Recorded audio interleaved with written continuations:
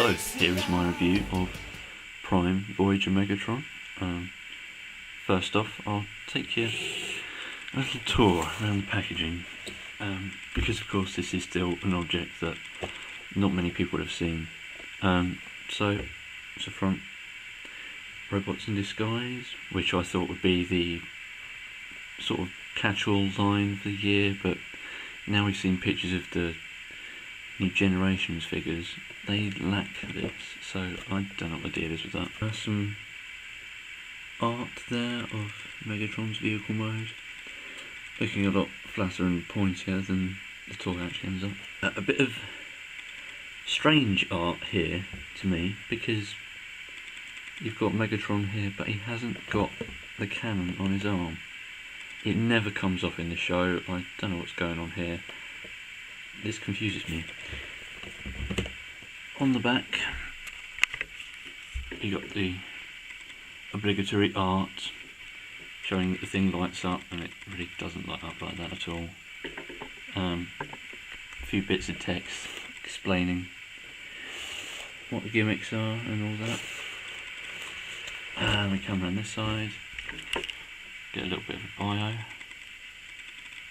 and some more art. And on the bottom, cross-sell for this horrible looking Optimus. Well, the truck mode is nice, the bot mode is, I don't like it, needs more red. It looks like loads of Prime figures just need more red paint on them. One thing I just want to point out, up here it says Voyager. Now, we've sort of been told that these figures are going to be power risers now. Nowhere on the packaging does it say that. Oh, there you go, let's look at the box. So, here's the figure itself. Megatron in his robot mode. I know I said in one of my recent reviews that I'll start in vehicle mode because that's what's traditional for me. I think I contradicted myself there, because I've just realised that in my reviews, in my very first review, I said I'll start off with how the figure is packaged, and the past two reviews I've done, the Cyberverse ones, they were packaged in robot mode, so I should have started there. So that's where I'm going to start with this figure. It's a very imposing sort of robot mode. I love it. The design, it didn't really grab me on the show that Megatron really looks that good.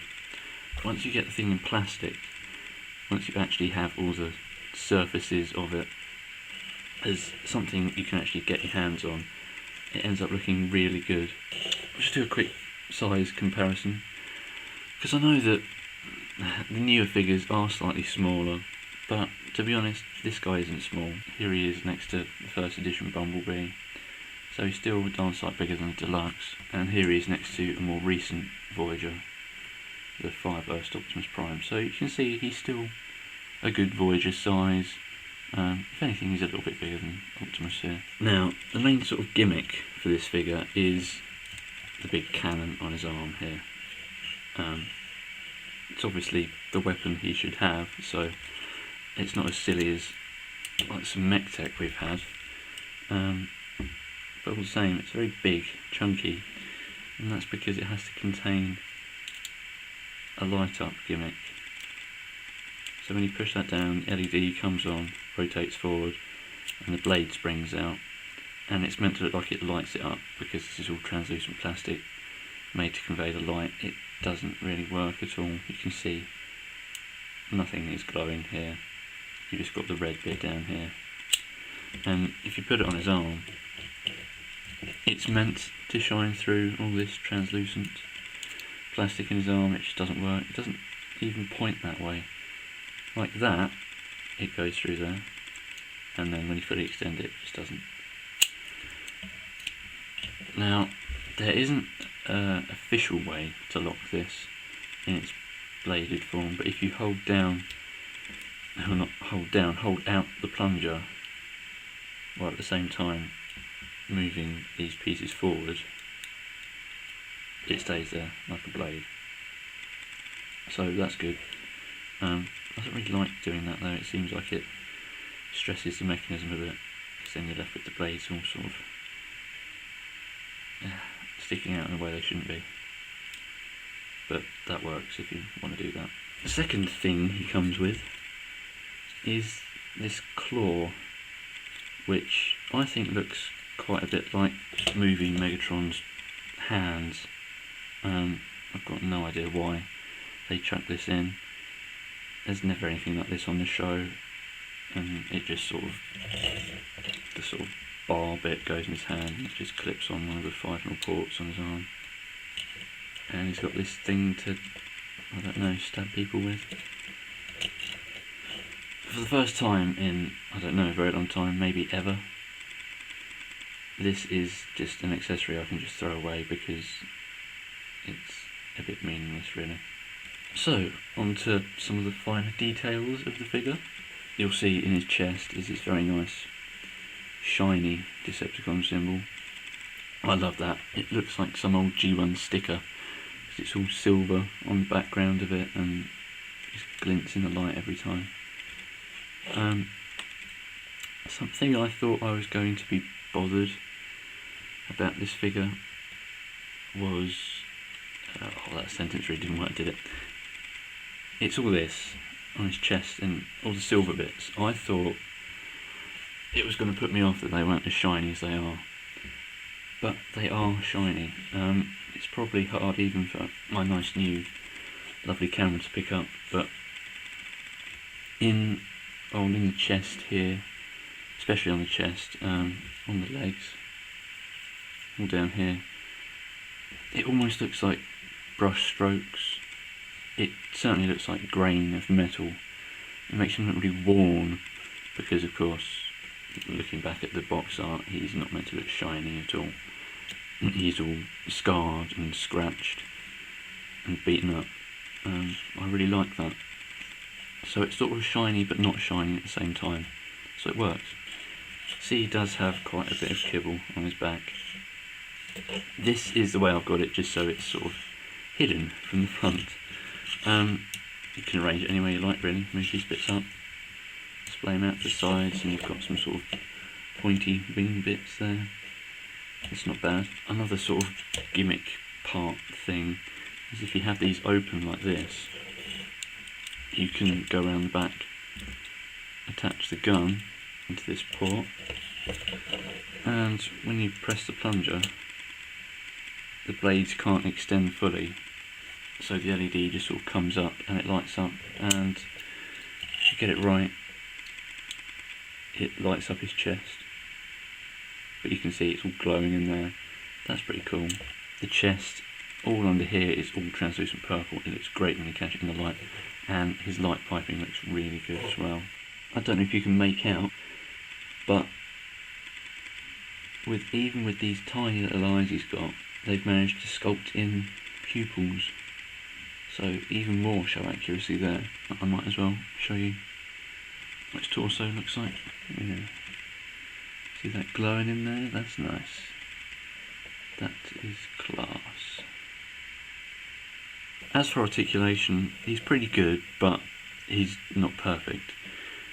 Voyager figures we've had over the last couple of years, I suppose, might have spoiled us a bit when it comes to articulation, but he's got everything you need. Ball jointed hips, swivel, nicely bending knees.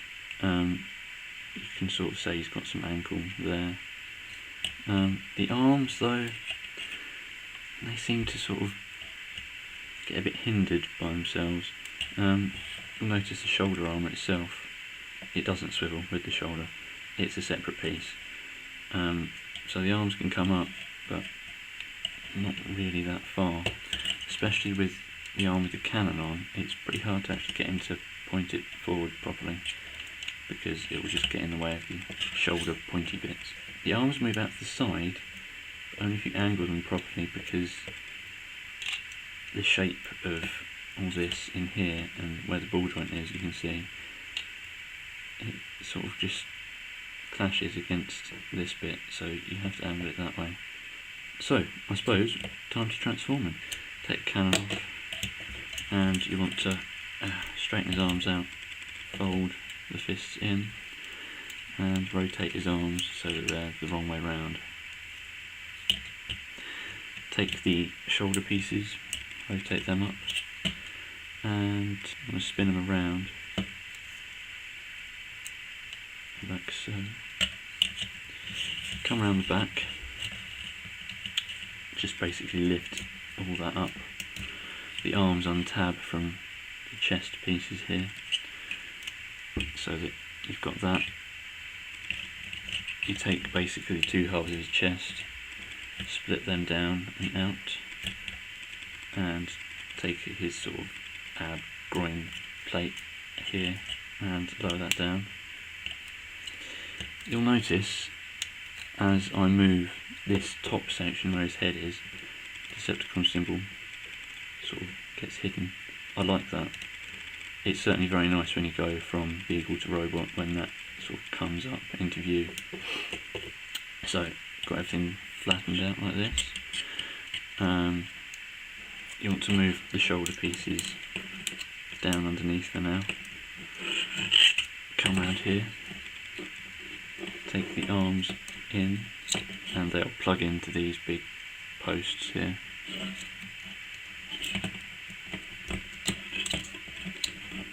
Like so, and then tab the arms together, flatten these bits which are on his back out, and it helps to get a finger under here so that you can push out this purple piece because it is really stiff. Rotate that up to the back, and that's where his cannon goes. Then you just swing these halves round, connect them together, and they sort of cover up his head. Of course it's not covered up, it's meant to be like that, but his eyes sort of, well, I suppose you can sort of get it so his eyes are poking out, but there, his head's just stuck in there. Come down to his legs, fold his feet up, rotate them so he looks like he needs a wee, and bend at the waist backwards like this. I assume this is the joint I've heard people saying that theirs has broken that, so you want to be careful. It's relatively tight, mine seems okay. I've just got to hope that in time it stays that way. With these front bits, angle them round over that, so you've got this pointy but round bit at the front. Take these shoulder doodads, move them round again so that they're pointing forward, and get the legs and pull apart this section at the side, swing it round, swing out the tip, and that will tab in here, and then once you've angled that up, you can swing the wing round and that will tab in there. It doesn't tab in very well because the thickness of this shoulder piece just gets in the way and it can't move down any further than that. But there's a connection there, even if it isn't a very solid one. Do the same for the other side.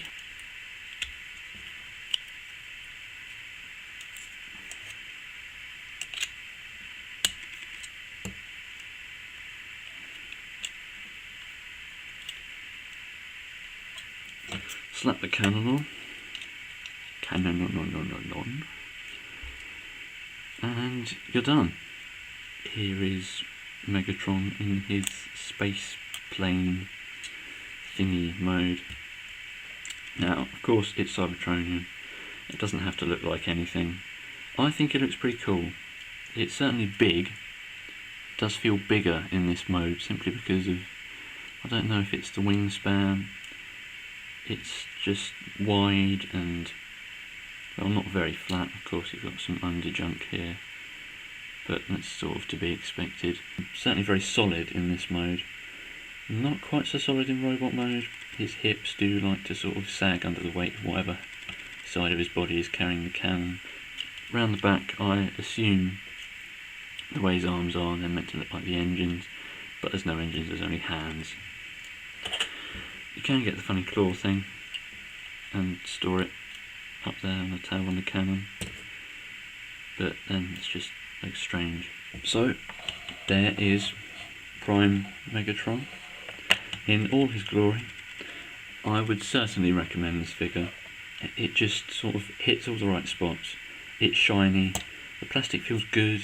Yes, the plastic is thin, but overall it just feels really nice. To my mind at the moment, this looks to be the best Power Riser figure, simply because the whole gimmicky doodad, all bit glowing there, seems to just actually fit the character and is worked into the character model. For Optimus, it's just some weird gun that ends up stuck on the back of his truck, like every other gun he ever has. The Starscream, I can't tell what that thing is that he's got, but I bet that just sticks out somewhere on his vehicle mode as well. At least with this, it's part of what the vehicle mode should look like. The cannon is meant to be stuck up here. It's all good. So I recommend you go out and find your own. I guess you don't have to wait long now until they're everywhere. So, happy hunting.